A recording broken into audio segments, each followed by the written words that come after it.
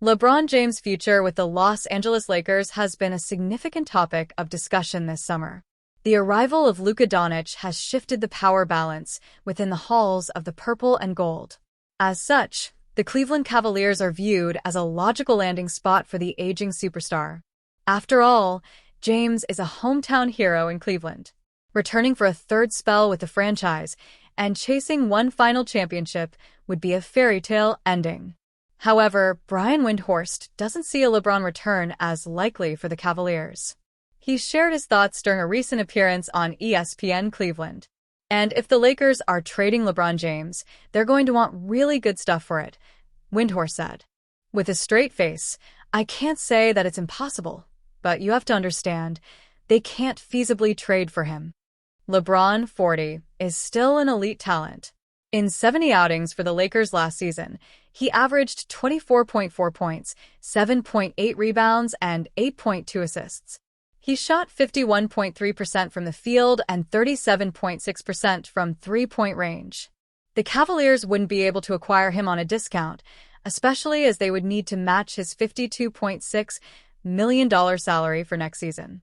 Larry Nance Jr. is back with the Cavaliers.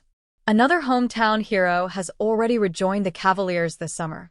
Larry Nance Jr. signed a one-year, $3.4 million deal to help Kenny Atkinson's team chase a championship. During his introductory news conference, Nance explained his reasoning for rejoining Cleveland. They need another big that preferably can spread the floor and move a little bit on the perimeter, Nance said. It just kind of fed right into exactly what I know I do and exactly how I know I can help. This is a team that's really got a chance to win it all. And that's the goal. That's why I came back, and that's what we're going to do this year. Despite bringing one homegrown star back to town, it would be far more difficult to do so with LeBron.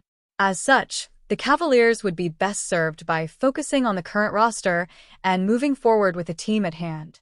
Lonzo Ball shared thoughts on joining Cavaliers.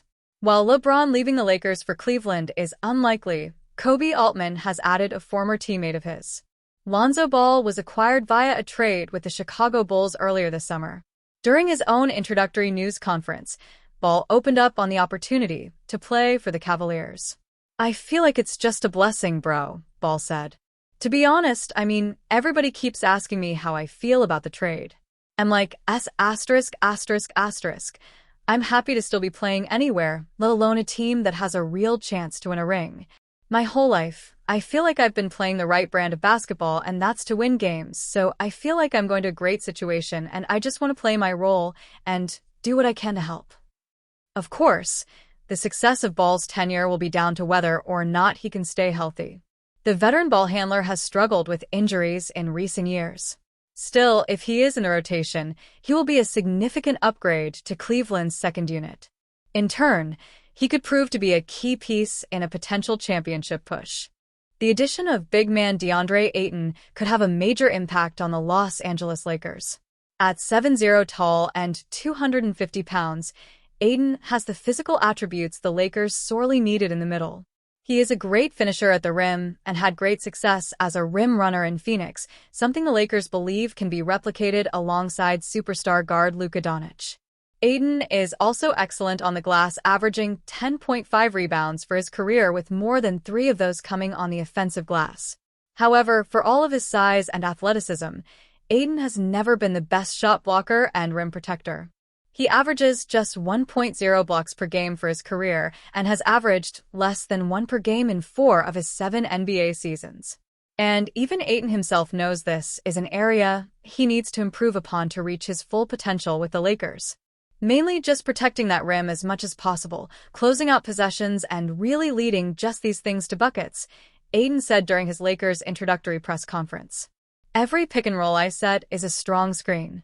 When I roll to the rim, I'm rolling to the rim aggressively, just really emphasizing the thing that the team wants. That's my role in just really playing hard at it. The Lakers don't need Ayton to be the next Shaquille O'Neal and average 28 points and 12 rebounds in order for this to be a successful signing. This team simply needs him to do exactly what he laid out here, which is to protect the rim, control the glass, set great screens, and finish strong at the rim. Playing alongside Doncic, LeBron James and Austin Reeves should only make his life that much easier, particularly on the offensive end. But patrolling the paint on defense would have just as big, if not even more, of an impact.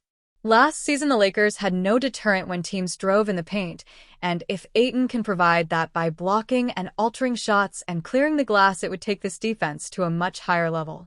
DeAndre Ayton has a great relationship with Lakers legend Shaquille O'Neal.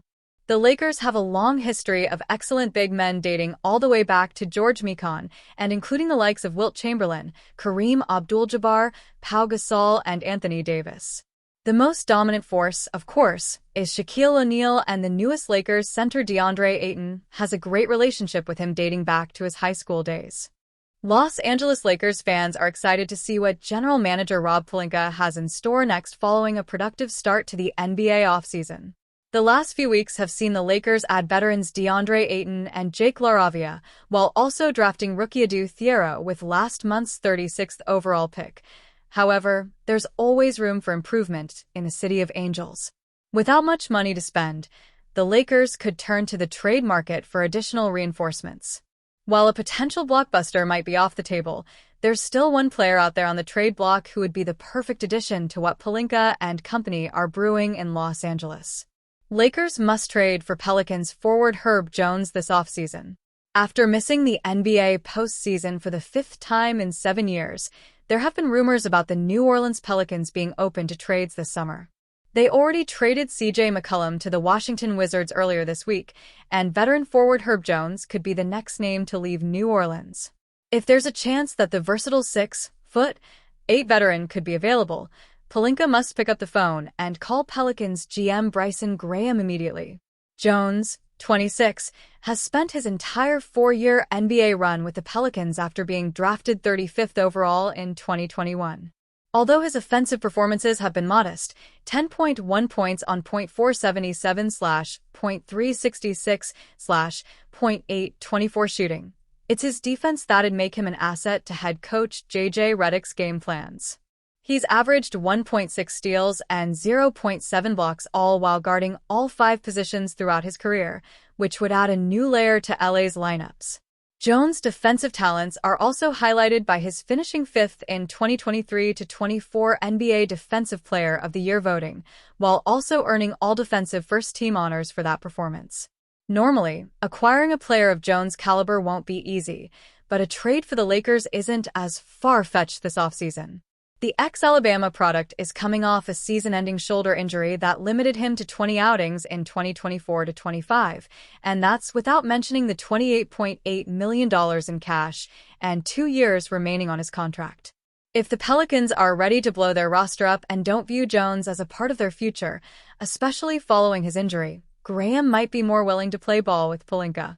The Lakers have a handful of tradable contracts: Rui Hachimura, Jared Vanderbilt, Gabe Vincent, etc., along with 2 first-round picks, 2030, 2031, and multiple pick swaps to help facilitate a trade.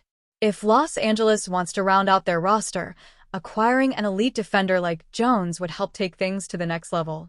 It's in the Lakers' best interest to act soon, though, before another team beats them to the punch.